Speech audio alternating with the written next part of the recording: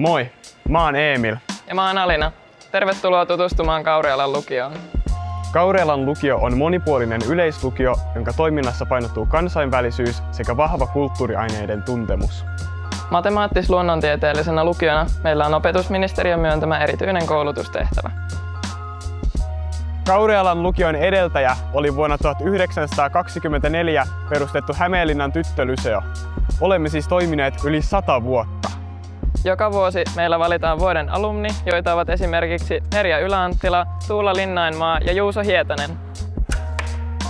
Meidän mielestä parasta täällä on yhteisöllisyys, monipuoliset opinnot mukavat opettajat ja kivat tilat.